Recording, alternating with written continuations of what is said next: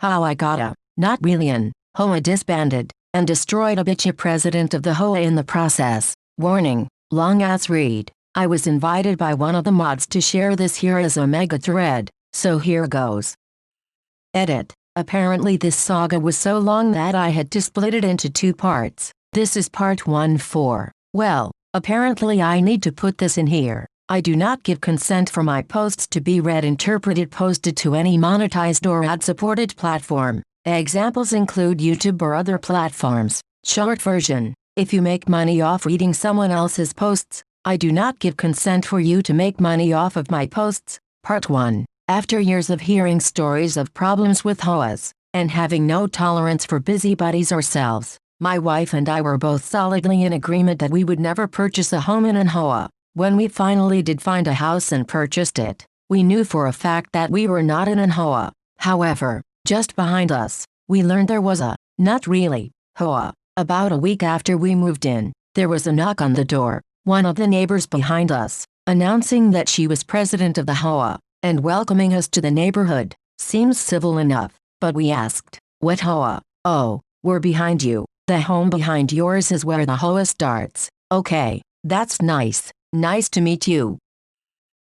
Just general pleasantries. We were hopeful. We were shocked. Even someone associated with the management of an HOA that wasn't a complete busybody psychopath. How wrong we were. The way our lot was, there was a sliver of green space between our property line and the sidewalk. In a somewhat triangular shape, the street ran west-southwest. Our property line ran due east-west.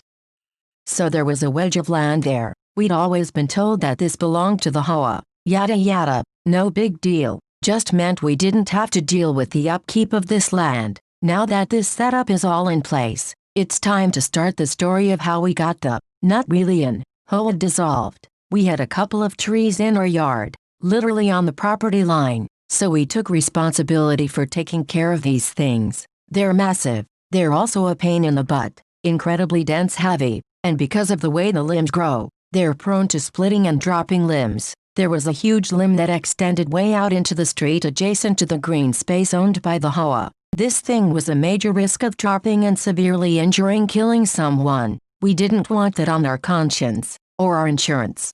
And so we decided to take that limb down entirely, as well as clean out a lot of the deadwood in the 2 trees, hired an arborist. They came out, did their thing. $1,400 later, we were left with some decent-sized rounds that we were going to move over the next weekend. I was out of town the first weekend after we removed the limb.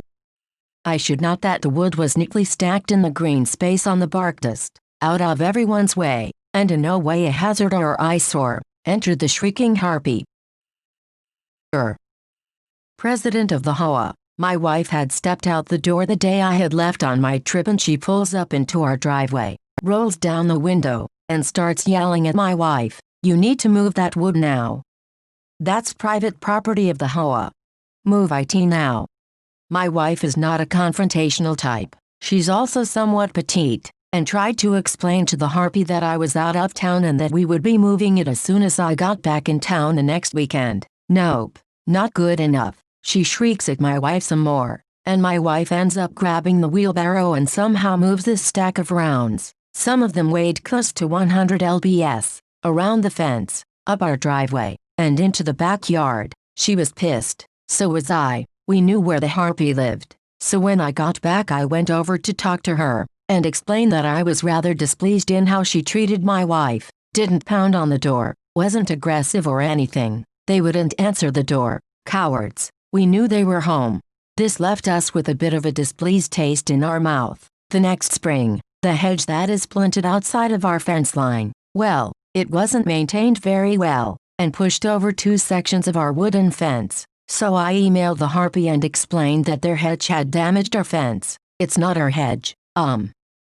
It's growing in your green space. That's not our green space. Wait, what? Then why the censored did you decide to screech at my wife last summer when we had the wood stacked there? Silence. Well, at that point I fixed the fence so our dog wouldn't escape, after pruning the laurel back sufficiently that it wouldn't damage the fence again, and started making some phone calls. I contacted the county, and ended up speaking to about 7 different departments in order to figure out who actually owned that strip of land. After probably 2 weeks of trying to find the right people to talk to, I got to the roads division. The green space was marked as part of the right-of-way for the road, and therefore no one actually owned that space. So I can chop down that ugly overgrown hedge that's encroaching on the sidewalk and knocking down my fence. Yep, says the kind gentleman from the roads division. As an aside, he asked, you mentioned something about there being an HOA associated with the plots to the east of your property. Yeah, well, part of what took me so long to get an answer for you is that it turns out there is no HOA registered with the county there. So we were looking in the wrong place entirely. Wait, there's no HOA there? No, hasn't ever been one since that subdivision was built. Interesting. And a plot was hatched. We had befriended a couple of people within the neighborhood behind us, and they were rather fed up with Ms. President of the HOA and her antics. She was the typical busybody, bullying anyone she didn't like, and apparently for the last 10 years or so had been collecting HOA dues from everyone in the neighborhood to the tune of $300 a year. There were 36 homes in the HOA, right around $100,000 in dues, for a non-existent HOA, with no real maintenance. Oh, they hosted an annual block party, potluck style. They pulled weeds from the green space, on a volunteer basis, so I did what any red-blooded American would do. I got 36 envelopes, 36 stamps, and printed off 36 copies of a letter with my findings from the county that there was not now, nor ever had been for the recorded history of the subdivision, any HOA, neighborhood association, or any similar organization, and that they, collectively, had paid in excess of $100,000 in dues over that time to a non-existent entity, plus any fines the non-existent HOA had decided to levy. The neighbors, in turn, did exactly what any red-blooded American would do. They sued the hell out of her for every penny they paid over the last 10 years. 1, 2, and there's no longer an HOA behind us. Edit. Forgot to mention this. In all the digging into this mess, we learned she's a real estate agent. I figure I'll wait until she pisses me off again and report this whole mess to the state's Real Estate Licensing Board. Evil grin. Edit to the edit. As others have pointed out, this needs to be reported to the licensing board. We'll look into that process.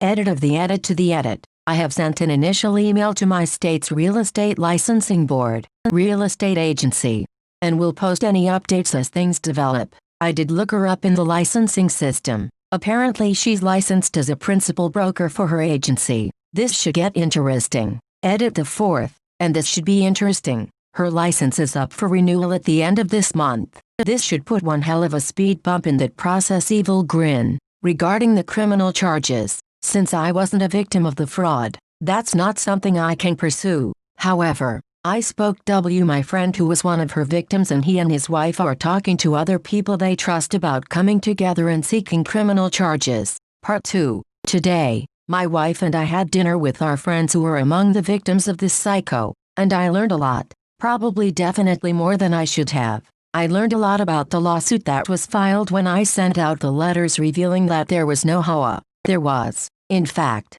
a settlement to make the lawsuit go away. I will say this. The Harpy got a good lawyer, a really good lawyer. One of the terms of the settlement was that the total amount remain undisclosed, but our friends confirmed that they were made whole. Another part of the settlement was a pretty stringent non-disclosure agreement. I'm gonna have to start pretty far back in this mess, because it explains a lot about how this all went down. The subdivision that Harpy lives in was built back in 2000, and it turns out that at the time the subdivision was built, she was the first one to buy in this brand new neighborhood. The developer had actually planned to set up in HOA the correct way, but because of delays in construction and selling their homes, they never actually set it up.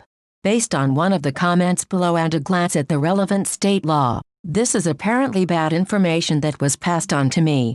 That didn't stop Ms. Harpy though, not at all. So as soon as the next owners moved in, she reached out to them. Hi, welcome to the neighborhood. We are setting up a neighborhood association, a voluntary HOA if you will. That way we can take care of the common areas. and keep property values up. The usual excuses behind an HOA. Well, after the first 5-6 houses were bought and the owners moved in and agreed to this voluntary HOA, well, the pitch changed. It went from a neighborhood association to just a straight, "Hey, welcome to the neighborhood. I'm the president of the HOA. Nice to meet you." Most people went along with it. They figured they had missed something in the disclosures, or in the listing, or something. But this was a brand spanking new subdivision. And at the time, you couldn't find a brand new subdivision that didn't have an HOA. There were a few people that did in fact pay attention. When called on it, she would change her pitch back to the "Well, it's not really an HOA.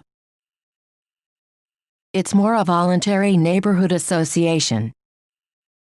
But we do have some rules we've all agreed to." That it turns out she wrote all on her own. And we do collect a small amount of money, just $25 a month. That's not unreasonable, is it? Just to keep up the common areas. And the rules help keep everyone's property values up. All of that came to light during the depositions and testimony in this lawsuit. And she sold them on it. Everyone signed the rules. She even called them CC&Rs, with the argument that this gave them a certain legal weight to be able to enforce the rules, either under the guise of the HOA or the neighborhood association. By the time all the properties were initially sold, it was roughly 2-1, those that thought it was an HOA, and those that thought it was just a voluntary association. And as people sold, and new owners moved in, well, the HOA pitch just got easier to sell, to the point that at the time of the lawsuit, it was somewhere between 3-1 and 4-1. As testimony was wrapping up, her attorney put forward a proposed settlement. I was able to find out from my neighbor that in this proposed settlement the only people that would be, in the legal jargon, made whole were the ones that signed on under the impression that it was a legitimate HOA. Her attorney successfully argued to the judge that the people who signed up under the voluntary neighborhood association were not actually defrauded, and therefore couldn't be a part of the settlement. That really pissed off those people. Because of the timing of the whole house of cards tumbling down around her, she had sufficient equity in her house that she was able to refinance her mortgage and pay the settlement amount, so she had to pay a lot of people back out of her own pocket, losing that equity that she had built up over the last 10 years. I'm guessing that her husband was not in on the scam, as he was not one of the named parties in the suit, and he filed for divorce in the middle of the lawsuit. As for how he didn't know, no clue. Maybe she just had him convinced that her commissions from real estate sales were just that good. I have no idea what the terms of the divorce were, but it was apparently rather acrimonious. Our friends more than once heard shouting matches from the Harpies' house as they were out walking the neighborhood, so hopefully that clarifies how she was able to sucker people in. Our friends were some of those that were convinced that it was a legitimate HOA, and they told us that she was so smooth, so convincing, that they didn't doubt it for a minute. At least that meant that they were made whole even though they couldn't legally disclose how much they got back. Now, for more recent happenings, one of the things we talked about tonight was our neighbors going to the district attorney and pursuing criminal charges. Well, they talked to the DA's office this morning, and apparently the statute of limitations has passed. For a crime like this, even though it would be a felony-level charge, the statute of limitations is only 3 years for that type of crime. But I passed on to them the idea of reporting her to the IRS. Since they were among those who lost money, I figure it's only fair that they get the reward if there is one. They both got a rather gleeful look at that idea, so yeah, that should be interesting. One of the reasons that I said the Harpy got a good lawyer was that one of the terms of the non-disclosure agreement was that if they signed on to the settlement, they agreed not to report her to any professional board or any licensing agency. So she obviously had concerns that something like this might possibly, just maybe, perhaps have an impact on her license as a real estate agent. Too bad for her that I wasn't part of that settlement, because after my initial email to the state real estate agency, I got a response back this morning, and after a couple of more emails back and forth, I was interviewed over the phone by the head of the Professional Standards Division. They appeared to be very interested to hear what I had to say. I gave a recorded statement on the grounds that it would remain confidential. Don't want her trying to make my life a living hell. And at dinner tonight, I learned that our friends have a pretty good friendship with several of the people that were not paid off in the settlement agreement. Since they signed up under the Voluntary Neighborhood Association, the ones her lawyer insisted were not defrauded and therefore couldn't be part of the settlement, which means they also are not covered under that pesky little non-disclosure agreement. Before I started writing this update, I emailed the names and contact information for 3 of those owners who still live in the neighborhood to the head of the Professional Standards Division, because while I had to deal with her craziness and general pain in their attitude, I didn't actually lose any money, but actual victims of her scam? I imagine their testimony will carry quite a bit more weight with professional standards. I also, solely for their convenience, included the state court case number for the lawsuit. Who knows? Maybe they can see the records of the lawsuit and the terms of the settlement since they are a state agency. That, kind Redditors, brings us up to today. If I hear more updates, which hopefully I will through my friends, I will gladly share them here, and I'll happily answer any questions I can. Part 3. And now, for Part 3, ladies and gentlemen, a couple of new characters have been introduced. Government agencies have gotten involved. My friend and neighbor texted me this afternoon, saying only, "Call me." As soon as I was able to, I gave him a call, and he could barely stop chuckling. He caught me up a bit. After we talked the other evening, he'd started talking to some of the people in the neighborhood, and it turns out that Ms. Harpy of the Not Really in Hoa is apparently kind of a slow learner, because in the last 3 years, while she hasn't tried to bilk anyone else out of their money, some of the newer owners in the neighborhood were being told that there was still a neighborhood association and she kept trying to enforce arbitrary rules on people, except everyone had heard about her antics, and promptly told her to get bent. So if anything, her nonsense has actually created a more cohesive neighborhood. Everyone is united in hating her.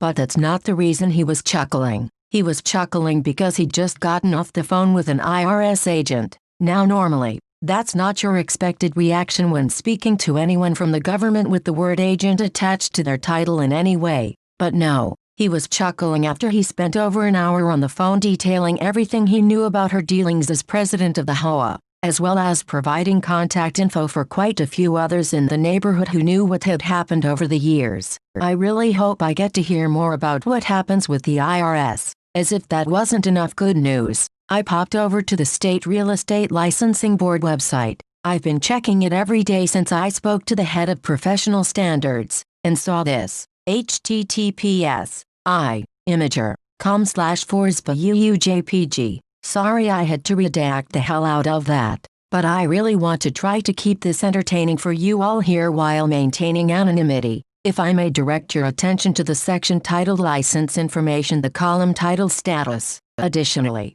if I may direct your attention to the Disciplinary Action section, specifically the columns titled Resolution and Found Issues. From a little cursory reading of state law and associated regulations, this decision is temporary until the full investigation is completed. Once that happens, the Professional Standards Board will decide if there is to be permanent action against her license. If there is, then there will be a date in the order signed date column, and a really entertaining link in the documents column in the disciplinary action section that lays out the entire case, from start to finish. I've read a couple of documents in other cases I found where there was a final order, and wow, they lay everything out. So there we have it, Reddit. I was almost kind of feeling bad for bringing up stuff from years ago to government agencies, but the fact that she is still trying to pull off this crap, albeit without the money part, made any of that evaporate like the hell she thought she had. So it may be the end, or it may not, but at least for now, we've reached the conclusion of the saga of the Harpy of the Not Really in Hoa. Part 4. For those who have read my scribbling on here regarding the Harpy of the Not Really in Hoa, hopefully you have enjoyed the saga so far. I am adding this last post on here as a place to put the aftermath of this saga and any updates that I may hear, because unbelievably, this is a crazy situation that just keeps on giving. When last we left Ms. Harpy, she was being investigated by the State Real Estate Licensing Board, as well as the IRS. Well, I learned something interesting in this whole saga. Apparently, while the statute for limitations for criminal tax evasion is only 3 years, or possibly 6 years, depending on the situation, there is apparently no statute of limitations on how far back they can go in civil court. So while she may dodge any federal charges of tax evasion, The IRS will be crawling up in her business however the heck far they want. I suspect that will end poorly and expensively for her. Additionally, the State Department of Revenue has also caught wind of this. Can't imagine how that may have happened. Similar to the feds, while they can't charge her criminally on the tax evasion, I'm sure they also will be digging through all of her tax records for the last, forever.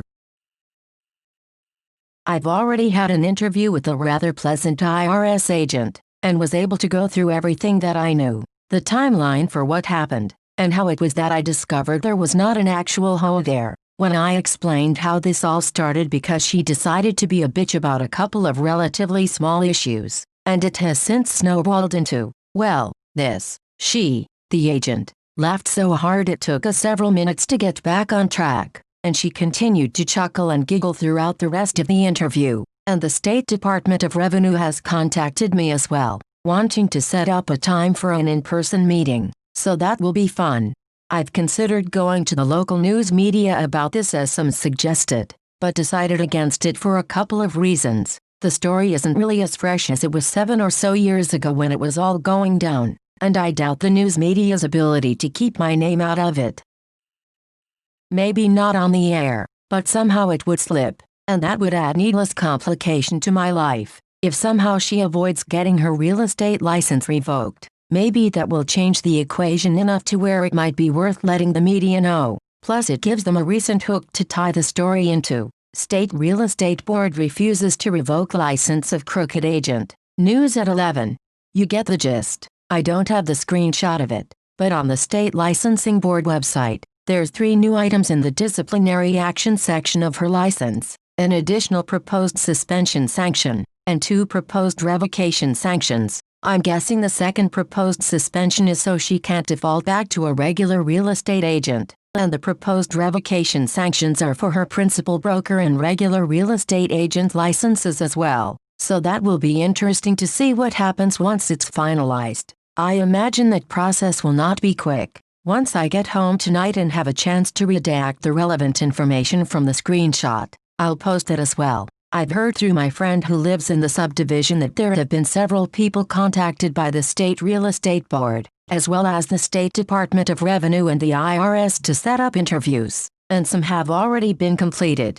And just out of curiosity, I checked the website for the local branch of the national real estate company she works for, and lo and behold, she's no longer listed on there as either the principal broker or an agent, and someone else is listed as principal broker. I'm going to take this development as a cautious agency making sure they don't get caught up in any legal messes, but I think someone just learned a lesson. You are merely a cog in this machine. You are easily replaced. In a final bit of entertainment for this saga, I was shown several screenshots by my friend of a post in the subdivision's Facebook page that was quite, well, I guess entertaining would be a great word. She's since deleted the post, but essentially she was on there shrieking about how they were all under a non-disclosure agreement, and she was apparently threatening to sue any of them that talked to anyone for violation of the NDA. This was met by cricket chirps from anyone who knew what was going on, but there were several "what the hell is she talking about" type of posts by a few of the newer owners who weren't in the know.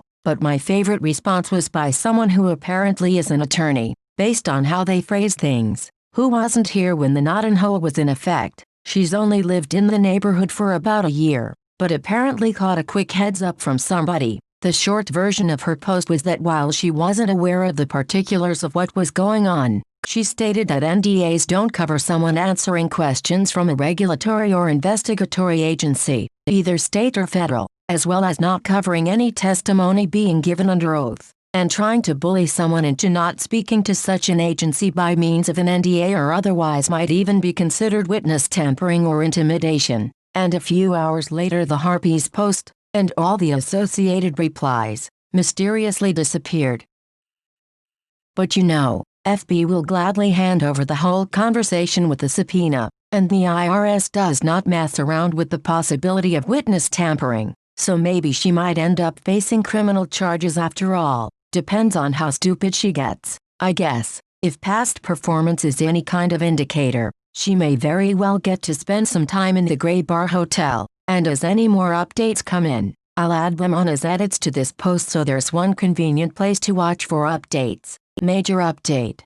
See the attached photo. The state real estate agency has finalized their orders on her license. Folks, I wish I could share the text of the final orders associated with this action, but because it is public record, it is also searchable, and would all too easily reveal her identity and open the doors to headaches for me and my family. So I'll summarize. The first revocation for fraud or dishonest conduct and failure to disclose is of her principal broker license. The second revocation, for incompetence or untrustworthiness in records, that's for her regular real estate agent license. There are some bombshells in the final orders. Apparently, as a few people suspected in the comments, there was a lot more happening than just what was happening in her neighborhood. I was shocked at how quickly the final order was released. From what I was seeing in other cases of revocations, the investigation usually lasts anywhere from 3 to 6 months. But reading the final orders, the principal broker revocation was based mostly on the information in the lawsuit that was filed by the neighbors back in 2012 and the ensuing settlement. However, their investigation apparently turned up quite a bit of other stuff, including lying to clients, falsifying records, not disclosing relationship between herself and sellers or buyers, and other instances of outright fraud. I will quote one line nearly verbatim from both final orders, because it's just so delicious to read. While this board has taken the strongest action granted by the applicable state statutes, much of the information that was discovered during the course of this board's investigation is beyond the purview of this board. Therefore, we are turning over all records and witness testimony to the redacted County District Attorney and the State redacted Department of Justice, Criminal Justice Division for further action. https Imager.com QDKNVTG. Another update. Folks, the world of legal hurt as woman has brought onto herself just continues to avalanche. This morning, I had walked my daughter to her school bus stop, right on the corner where the Not in Hoa starts, and an unmarked SUV with government plates comes around the corner. Picture every unmarked law enforcement SUV you've seen in a movie, that's stereotypical, and they park a couple of doors down from the harpy's house. I risked being a couple minutes late to work to watch what was about to unfold, and was not in the least bit disappointed, because out of the vehicle stepped two individuals wearing dark blue jackets with bright yellow letters, some very specific letters, big letters that may or may not have spelled out IRS, and underneath in smaller letters the word Special Agent. I may have giggled when I got to my truck. I may have laughed uproariously on my drive into work, because the first thing I did was look up just how big of a poop pile she may have landed in. Apparently, a really deep one, because from what I could find, the only people authorized to wear the Special Agent jacket are in the IRS's Criminal Investigation Division. I texted my friend who lived in the neighborhood this as I was leaving for work around 7:15 this morning. He texted me back around 10ish. He's been watching all of this unfold out his front window since I texted him. In addition to the original SUV, which is now right in front of her house, there's another SUV there as well. Apparently some other people wearing IRS jackets, just without the Special Agent, got out of the second SUV, and he just saw them carrying out some bankers' boxes sealed with red tape, and a couple of computers. And because this poo pile is not yet deep enough, apparently they were checking something, assuming VIN, on the Mercedes SUV she started driving a few months ago. I'll update this as he sends me more info. We're seeing the undoing of the harpy in nearly real time. Oh, how sweet it is. The second post, parts 5-8, can be found here. https://www. Redditor Nuclear Revenge Comments KST2VL How I Got a Not Really in Hoa Disbanded and How I Got a Not Really in Hoa Disbanded and Destroyed a Bitch President of the Hoa in the process. Warning, long ass read. So long in fact, I had to split it into 2 parts. This is part 5-8. I was invited by one of the mods to share this here as a mega thread, so here goes. Edit. Apparently this saga was so long that I had to split it into 2 parts. This is part 5-8. Well, apparently I need to put this in here. I do not give consent for my posts to be read, interpreted, posted to any monetized or ad-supported platform. Examples include YouTube or other platforms. Short version: if you make money off reading someone else's posts, I do not give consent for you to make money off of my posts. Part 5. IRS agents arrived bright and early yesterday morning at the Harpy's house, including 2 from the IRS's Criminal Investigation Division. These are people with arrest power, by the way, and yeah, that's important. Later in the day, when I left for work Friday morning, the 2 IRS agents were walking up to the Harpy's house. I texted my neighbor and friend who lives with a line of sight to her house, and he started sending me updates throughout the day. After the initial pair of agents arrived, another SUV arrived with several more agents. These were apparently there to collect evidence. Now, I need to briefly back up a few months before the psycho's world started to come crashing down. I had noticed a brand new Mercedes SUV driving around the neighborhood, but really didn't think anything of it, never paid attention to who was driving it, and really couldn't care. Well, it turns out that before the excrement hit the rotating wind vectoring device, she was living high on the hog, and went out and bought herself a brand new shiny SUV. Among all of the evidence gathered Friday, they were looking pretty hard at that SUV. According to my friend, several pictures were taken, clipboards consulted, and a lot of looking at the area of the windshield where one would find the VIN. Around midday, the agents that didn't have special agent on their jackets began hauling out boxes sealed with red tape to their SUV, several boxes, as well as at least one computer tower, and he thinks a laptop as well. I thought that my day was made. I really did.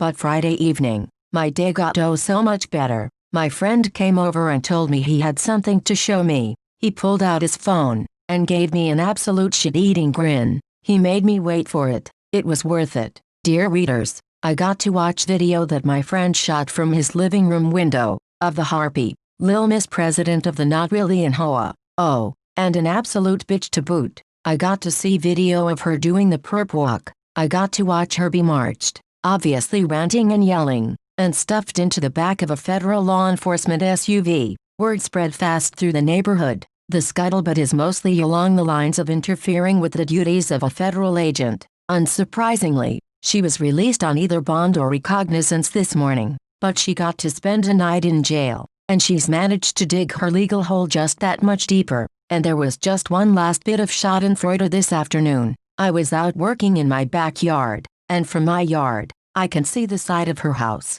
So I'm out there, and a flatbed tow truck comes up the street. Didn't think much of it, until I glanced over again, and happened to see it stopped in front of the Harpy's house, with a county sheriff's office cruiser parked there. Guess they were helping out the IRS. I say that because that flatbed loaded up that brand new, not even a year-old Mercedes SUV, with the sheriff's deputy standing there the whole time. She was not allowed to remove any personal belongings from the SUV. She was not allowed within 10 yards of it, or of the tow truck, or the tow driver. As the driver was turning around to head back out of the neighborhood, I could see that she was on her phone, and clear as day, I heard her shout, "What do you mean, evidence?"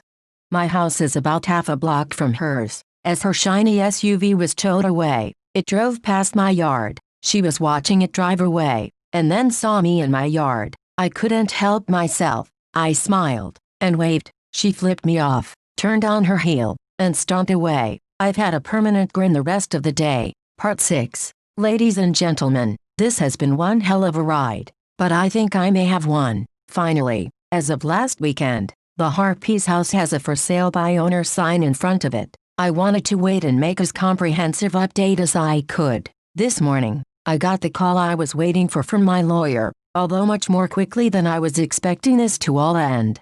As I mentioned in the comments in Part 5, the Harpy decided to sue me. Tortious interference with business relationship. Tortious interference with contractual relationship. Intentional infliction of emotional harm. Loss of consortium. Apparently this whole mess falling down around her ears caused her husband to divorce her.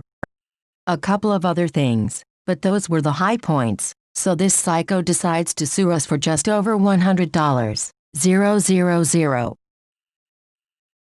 Not sure where she came up with that number exactly, but it was enough to cause my eyebrows to raise just a little bit. After my initial panic, I read through the complaint thoroughly, and realized that she had absolutely no evidence, just a bunch of conjecture and assumption. She was guessing that I was the one who had initially mailed out the letter that revealed the sham HOA, and based the entire lawsuit on that guess. But she had absolutely no proof. Okay, lawyering up time. I have a prepaid legal service through my work, so I got the initial consultation provided by that. And after reading through the actual filings and complaint, my attorney started to laugh, and then got a very malicious look on her face. I told her the entire story, told her about the Reddit posts. She read through them and felt that while they could all be tied together into a cohesive picture, that all depended on having some kind of evidence to start with. Assuming the Harpy somehow caught wind of these posts, in her opinion there wasn't enough to even send a subpoena to Reddit to get my email address.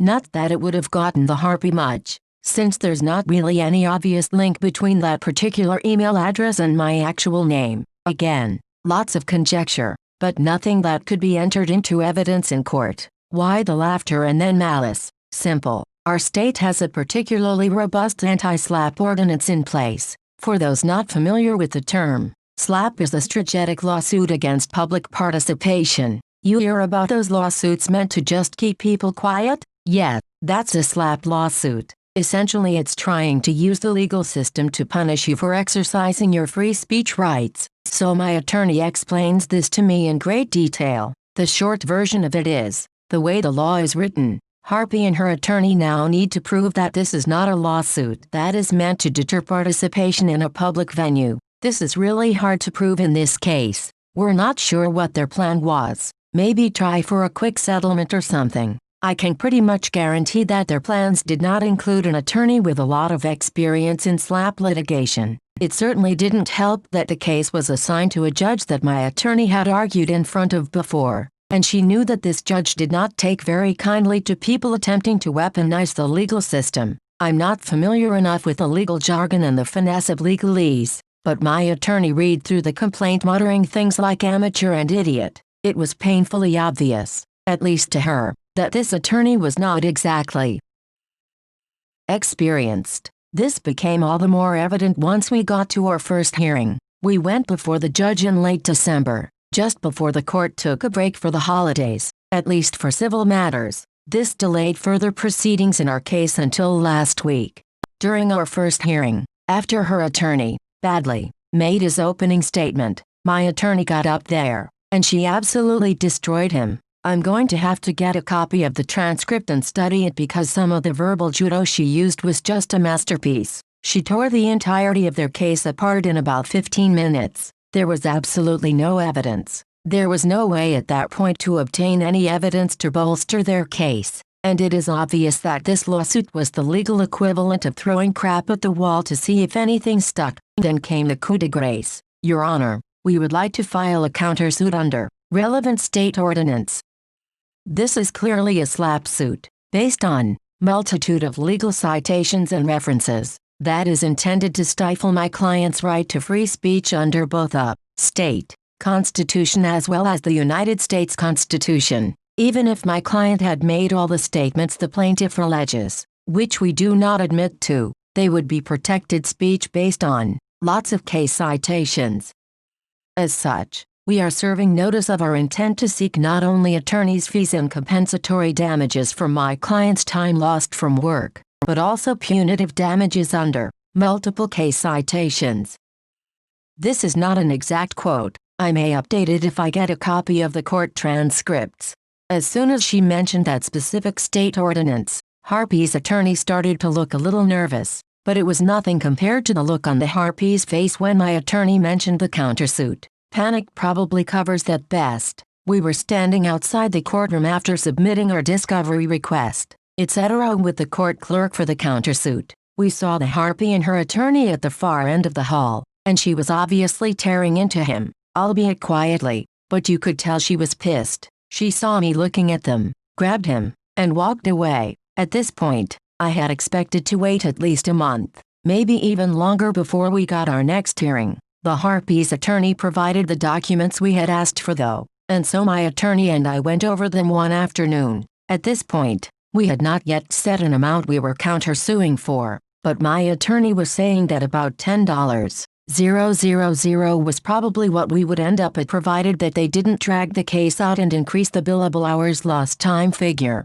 We weren't looking to break her, but we wanted at a minimum attorney's fees and my lost work time. That was probably about $4,000 at that point altogether. Add in a few thousand for punitive damages, and we came up to that figure. But after reviewing the discovery documents, we realized that Harpy was most likely not only flat broke, but drowning in debt. Last week, my attorney got a phone call from her attorney. They were looking for a quick settlement, but now it was the other way around. They were hoping we would be content with a quick settlement, and were looking for what it would take to just make this all go away. They realized that with the anti-slap motion we had them over a barrel, and that she had absolutely no proof that I was the one involved anyways. They knew they were hosed, so they had made a request to the judge to dismiss their lawsuit. But because we had hit them with the anti-slap counter, they now had to convince us to drop our suit. My attorney talked it over with me, and we agreed to let it go strictly at costs incurred.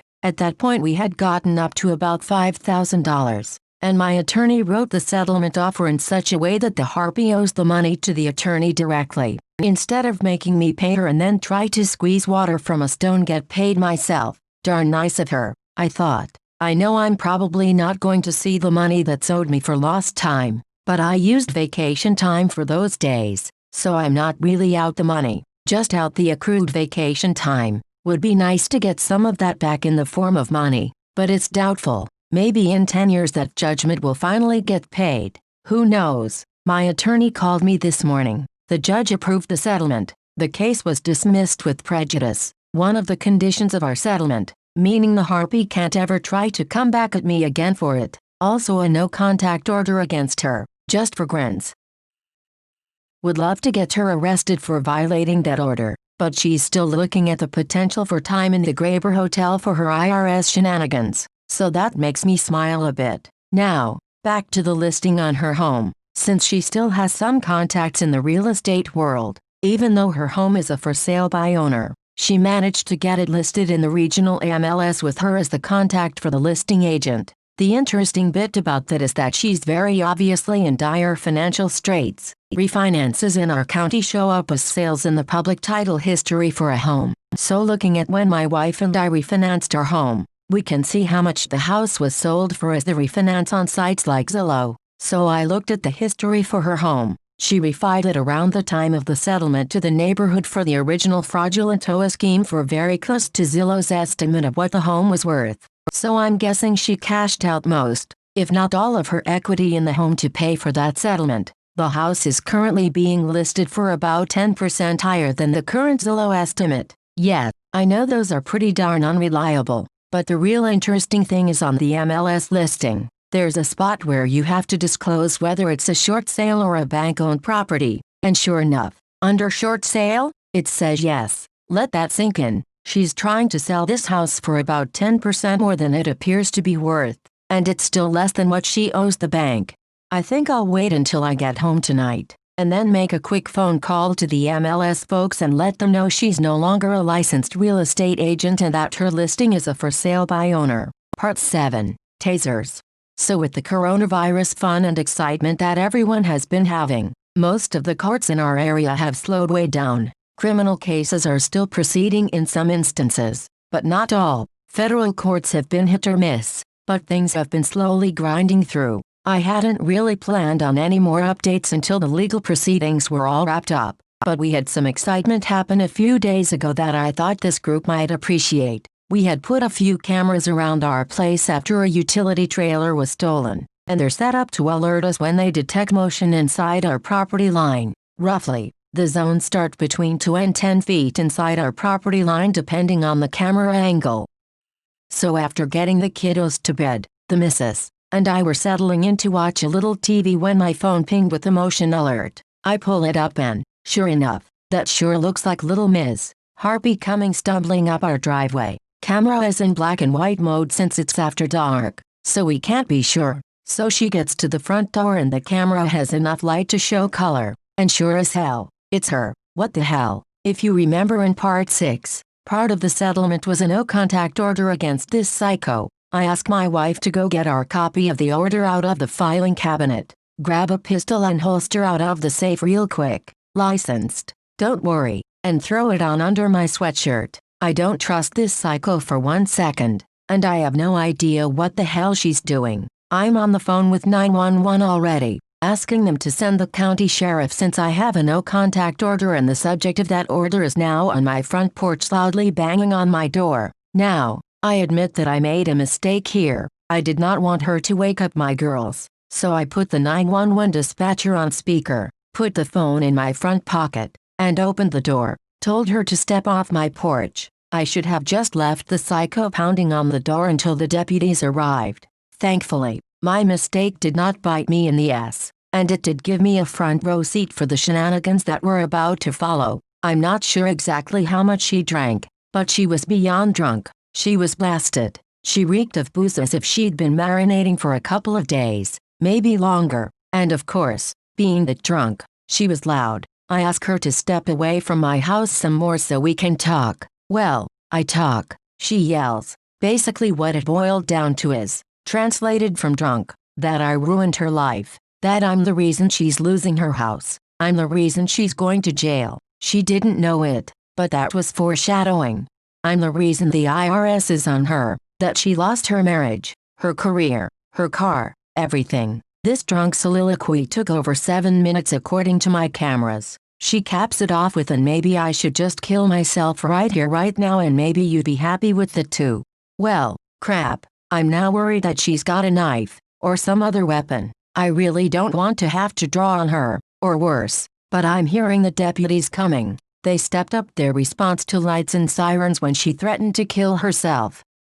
So I know they're close, and I'm trying to verbally de-escalate her, basically just trying to stall and let them come deal with her. I've backed up several more feet to open distance between us and am just hoping the deputies get here soon. All the time I've got an open line with 911 still on speakerphone. She continues her drunken rambling until the deputies show up about a minute later, mostly about how it's just all my fault. But now her drunken belligerent escalates up a notch or 5. As she's realized that I must have called the deputies, she starts cussing at me, at them, at life in general. It's a pretty spectacular drunken raving. Kinda made me wish my cameras recorded audio. They are trying to get her attention. They're trying to get her to cooperate with their commands, and I'm backing away from her, telling her to talk to them. Well, pretty quick they realize she's gonna be one of those cases, so one of them draws their taser and starts giving more forceful commands. Well, apparently Little Miss President of the Not Really in Ho really doesn't like being talked to in that tone, especially not when she's drunk, so she turns to the deputies and starts giving them a piece of her mind. They're ordering her to put her hands up, etc. And she decides that she really wants to get closer to them to yell at them some more. 2 steps, and then I hear the oh so distinctive pop tack tack tack tack tack tack tack tack tack of a taser being deployed. Stiff as a board, her momentum proceeds to topple her forwards and she faceplants right into my front lawn. Then she's at the bottom of I guess a 350 plus lb pile of law enforcement and their assorted gear while they cuff her. She's wailing, crying, and I'm just in shock at how crazy this night has gone. Eventually she's stuffed into the back of one of their patrol cars and they come talk to me to figure out just what the hell was going on. By this point my wife has handed me her copy of the no contact order, which I show them and explain, briefly, what all has gone on that has led up to this point. The deputies go and try to talk to her, but she's just blabbering and crying now. Something else to realize is that with the COVID issues we're having, they're not really taking people to jail for more minor infractions. It's just a citation to appear at such and such date. So I figure they'll take her over, but after running her through sick LEDs, turns out that violating the no contact order puts her in violation of the terms of her bail from when the IRS agents were there gathering evidence. Oopsie. As of yesterday, she was still showing lodged in the county jail. Our county has searchable lists of anyone in the jail.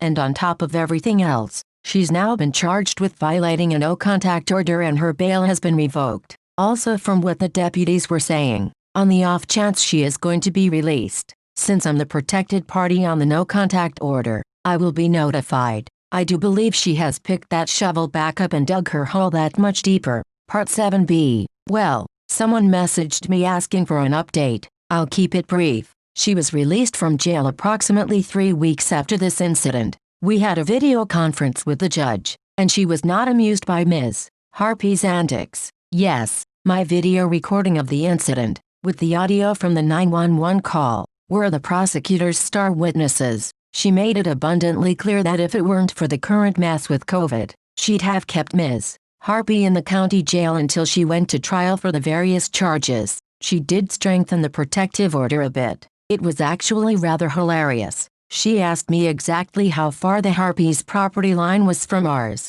A quick look at Google Maps and we had our answer: 75 feet, Your Honor. The judge then told her that she was to come no closer than 75 feet from our property line in any instance, and that other than when she was at home, she was to maintain 300 feet from us at any given time. The Harpy had the audacity to whine, "But that's the route I take to leave the neighborhood." The judge asked her if there was another way out of the neighborhood. "Yes, then I suggest you take that route." The judge replied, "It adds about 5 minutes to going anywhere from our area. She has to weave through a lot of residential side streets. Nothing earth-shattering, but certainly annoying. The house is still listed for sale by owner. Not surprising, since she's asking about 15% higher than similar houses have sold for in our neighborhood. She also has not dropped the price at all. I've seen some serious people in serious-looking suits out at her place, so I suspect foreclosure may be coming down the pipe. Again, once this COVID mess is over. I haven't heard a peep regarding the federal charges she may be facing. I do know that to say the courts are moving at a glacial pace would be an understatement. I suspect that it may take a year or more for this part to process through, plus the possibilities of appeals, etc. Ultimately, I am shocked at how this whole thing has snowballed, all over being bitchy to my wife. I suspect there's a lesson in there somewhere.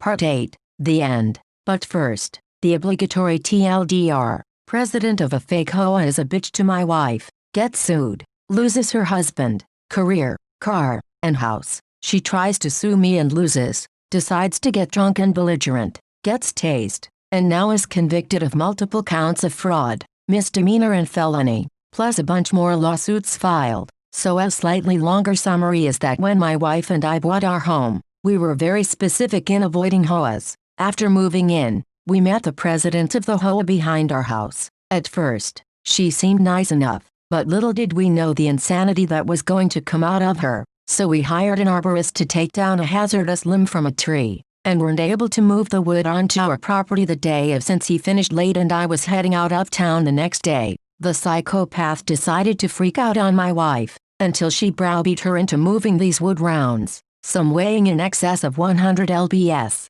by herself. They were stacked neatly, out of the way, and in no way an impediment to foot traffic. She claimed that the area that the rounds were stacked on was private property of the hoa. Turns out it wasn't, and that it needed to be moved immediately. Well, sometime later, some hedges that were growing on the hoa's private property pushed over a section of our wooden fence. Emailed her, and the short version of her reply was that it wasn't their property and wasn't their hedges, so we were sold on getting our fence fixed by them. Wait, what? This kicked off a couple of weeks of calling a multitude of county departments to find out who actually owned the chunk of land. Eventually learned that it is actually county property as part of the right-of-way that was ceded to the county for a road. And the reason it took so long to figure this out was that there was no hoa registered with the county. So I sent an anonymous letter to everyone in the hoa with what I had found out. Cue everyone in the fake hoa suing her ass for fraud. Her husband, who was not in on the scam,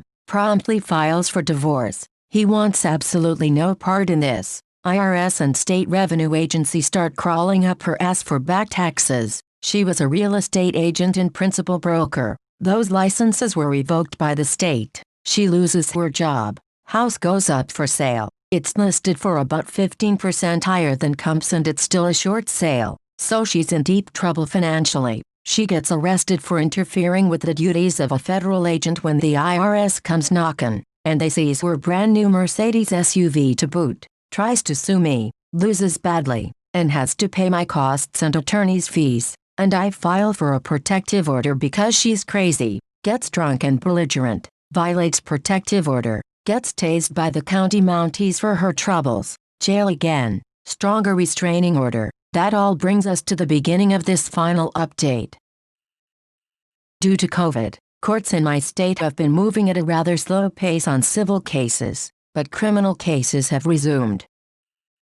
And so recently I had the privilege of sitting in the witness box at our local courthouse, and got to explain to a judge and jury what this insane ride was. I wasn't one of the primary witnesses. I was more for the wrap-up of the prosecutor's case. Most of the testimony came from not only her previous victims who lived in the fake HOA, but also other people she has defrauded over the years. It took 3 days just to get through all of the victims' testimony. I was the final witness, and the prosecutor had already gotten the approval of the judge for my testimony, since while some of what I was going to testify to was secondhand, it was corroborating the testimony of the actual victims, and really just wrapped the whole case up in a nice neat little package. So I got to sit there and tell this whole saga, from start to finish. I don't think the jury even blinked. The defense attorney tried to object a couple of times about hearsay, etc., but he ended up overruled on most of them. The prosecutor then had to get his last jab in,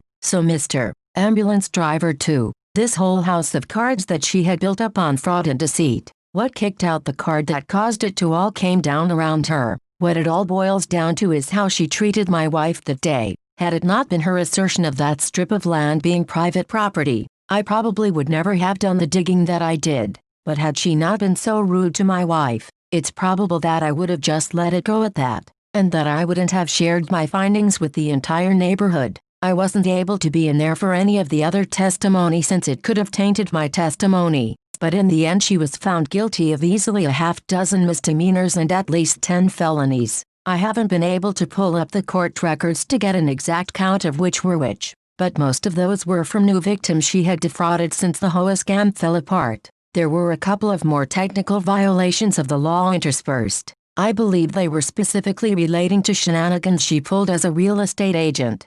But fraud is the bulk of what she was convicted of. Sentencing was rather anticlimactic. She got pinged for about 10 years, but talking to the prosecutor about it, she will likely serve 5-6 years actually incarcerated. Her house is in foreclosure. Not sure when the auction is going to happen, but she had already moved out by the time it was officially foreclosed on, and she's still facing heat on the federal side. No idea what's going to be happening there. I'll probably find out if when they request that I testify. I do want to address what some people have said in previous comments, that I'm taking this too far, that I'm taking too much glee in what's happened to her, that I'm a revenge bully. When I sent the letters to the neighborhood, I expected that the fake HOA would be disbanded, and not much more. I was somewhat surprised to hear about lawsuits, and I will admit to a certain degree of schadenfreude at seeing her knocked down at peg or 3, but I had no idea how this was going to snowball. It's gotten to the point where I do somewhat feel bad for her, like maybe I've taken this too far, but I have come to the realization that had she not been scamming people, none of this would have happened to her. While I may have been the one that kicked out the bottom card of that house of cards, I had no idea how massive this was, and so I save my pity for her victims. Most of them probably won't ever get back what they lost to her. Some did, early on, but that's a fraction of her victims. The rest? I highly doubt it. Last time I looked at the court records, she was named as defendant in at least a half a dozen lawsuits. I suspect that number has grown since then. I guess what it all boils down to is that if you're scamming people, don't piss off your neighbors. You never know what they might dig up. Thank you for watching. Daily uploads.